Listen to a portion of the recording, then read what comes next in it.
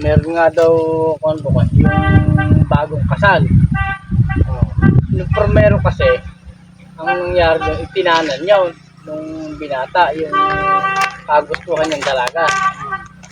Hindi ngayon, ang gustong mangyari nung dalaga, ay nung lalaki, gusto niyang mangyari na matikman niya na kagad yung kanyang nililigawan.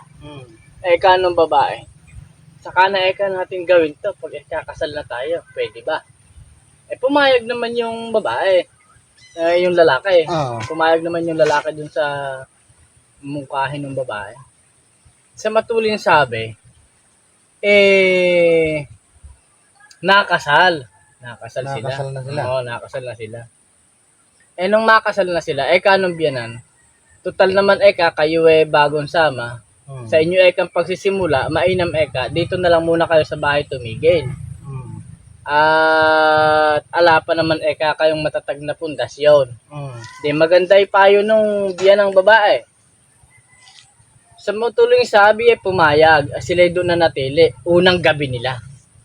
Ito na honeymoon. Honeymoon kumbaga. Honeymoon. Kanong biyanang babae, diyan kayo sa kabilang kwarto, di naman kami nung tatay nyo. Kabila. Dalaway kwarto nung araw ang pinaka-pagitan lang bukay, di ba, tabla lang. Dingding, hindi naman usap pa hollow block nun Hindi. Di ngayon ando na, itong babae, naligaw. Talaga naman baklo napakabangaw. Lumagay at honeymoon unang gabi nilang magtatabi Napakabangaw ng babae. Ito naman lalaki pa setting pretty lang, pa isi lang doon sa labas. Di ngayon tinawag na. Mahal.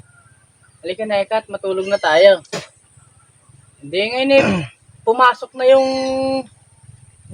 lalaki. Nahagat ng kamo yung babae ron sa loob may nakakabit na kulambo. Nakahindarat sa loob ng kulambo yung babae. Siyempre. Maganda birat. Honeymoon Ito naman palang lalaki, inosente. Sa tanang buhay niya, hindi pa siya nakakita ng kulambo. Noon lang siya nakakita ng kulambo. Hindi ngayon, iniikot-ikot niya ngayon sinisipat kung asa yung pinto ng kulambo. Iniikot niya. Ala nga yung makitang pinto. Hindi siya makapasok. Iba na yung nararamdaman niya Siyempre. Talagang unang gabi noon lang siya nakakita ng nakahindarat na ganung babae asawa nga niya. Ngayon ang ginawa kamo ng lalaki nung walang makitang pinto linungdagan sa ibabaw.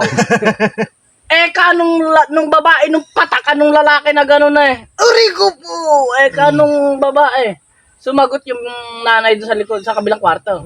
Ganyan talaga anak sa una. Masaktan ka. Hindi alam linong daga na. Pagdakay hindi makita yung pinto Pagdakay lilong daga sa ibabaw na gano'n yung dinapurak na raw.